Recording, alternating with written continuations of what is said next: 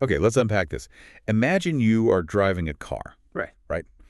You can steer it anywhere, down a quiet country road, or maybe entirely off the map into this complex fantasy world. Right, exactly. So that is daydreaming. You know you are the one at the wheel. But now imagine you are suddenly shoved into the passenger seat, the doors are locked, and the car is basically driving itself toward a terrifying destination. Yeah, that is a great way to describe psychosis. Welcome to today's deep dive, everyone. We are exploring the surprisingly blurry line between those two states.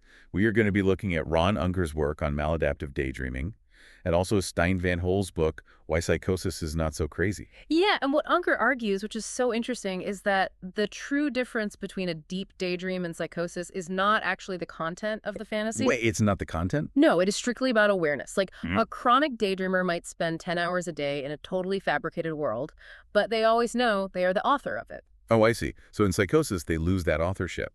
Exactly. That authorship is lost. The brain generates these intense images or voices, but the person disowns them.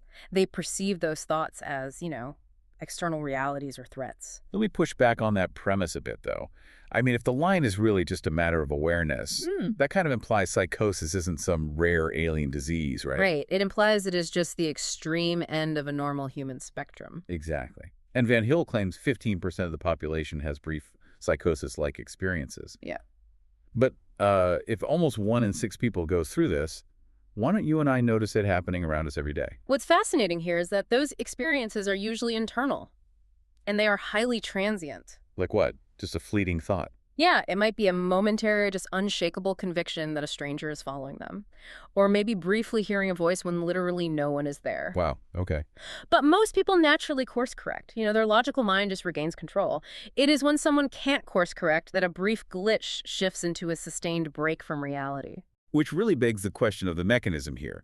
What actually breaks the steering wheel? Like, how does a vivid imagination tip over into a state where you are totally locked out of the driver's seat? Well, according to Van Hool, the trigger is usually a profound existential void or some kind of severe trauma. It's like a massive life disruption. Yeah, exactly. Think about the sudden loss of a spouse or a devastating job loss or even a complete collapse of personal identity. I mean, I get that trauma is destabilizing, sure.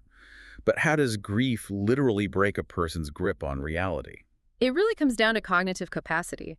Our waking logical mind uses what Freud called secondary process thinking. Right, the logical part. Yes, and it takes immense mental effort to organize reality into a neat cause and effect narrative. When trauma hits, the sheer emotional weight just overloads the brain's processing power. So the system just sort of crashes. Precisely. That logical framework physically collapses under the strain. And without it, the brain defaults to primary process thinking. Oh, so instead of A leading to B, the brain just starts associating things freely.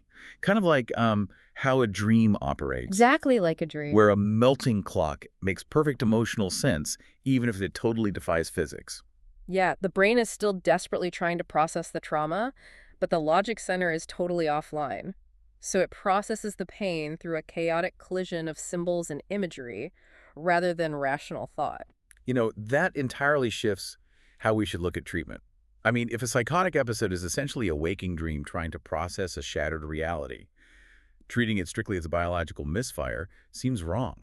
It does. Like it completely misses the profound subjective truths that person is desperately trying to process. And that is exactly the argument for a more integrated approach. Purely rational therapy often fails here because you just can't logic someone out of a symbolic primary process state. That makes total sense. You can't use logic on something that isn't logical. Right. The psychoanalyst Annie Rogers is a brilliant example of this. She experienced severe schizophrenia herself, and she realized she couldn't just talk her way through it analytically. Because her secondary process thinking was offline, like you said. Yeah. So how did she actually navigate it? Well, through art and poetry, mostly. She found that she had to express what she called the nub of nonsense. The nub of nonsense. I love that phrase. Isn't it great? By using creative associative mediums, she was able to process the illogical aspects of her trauma in their native language, which is symbolism. That immediately makes me think of Carl Jung. I mean, he plunged into a massive existential crisis after his falling out with Sigmund Freud, right? He did, yeah.